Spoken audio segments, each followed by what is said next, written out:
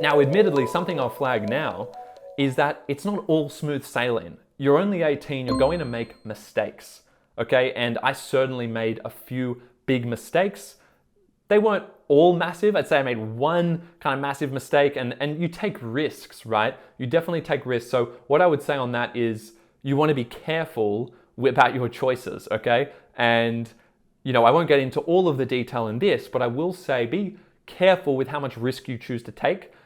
Even though you're enjoying yourself, you're in this new environment, especially if you're somewhere like Asia or South America, typically these countries are of a lower socioeconomic status, so there is slightly more crime, or at least it tends to be, and you can get yourself in some bad situations, but there are also other things that you need to be really careful about. People spiking drinks, drugs, all of that. You need to be very careful about it. You don't want to have some kind of irreversible harm caused to you, even if it's not death, right? Now, unfortunately, you always hear of that person on the gap year who doesn't come back, and I know that's a really grim thing to talk about, but that is a reality. Obviously, you don't want to be that person, and we don't want anyone to be that person. I mean, that's an absolute tragedy.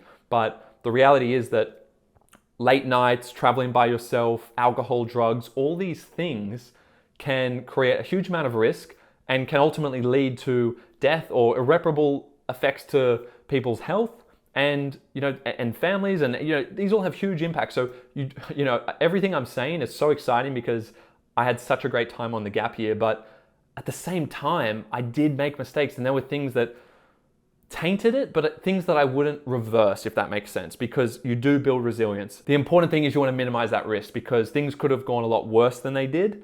I got a little bit lucky on occasion, and there's also things like with friends and that, and you want to make sure you're not just traveling with one person the whole time. You can get in each other's space. You will get annoyed. Like, no one can be with one other person on a trip at that age for all that time. Like, that's crazy. So I traveled with two. I traveled with Rob and Will to Peru. We did that 3 months together. Then we met up with 2 other guys for Brazil. So we had 5 of us. And then the next stage that I had planned independently, because the other boys wanted to keep going to South America, was that I was going to go to Europe and meet 2 of my other closest mates in Europe.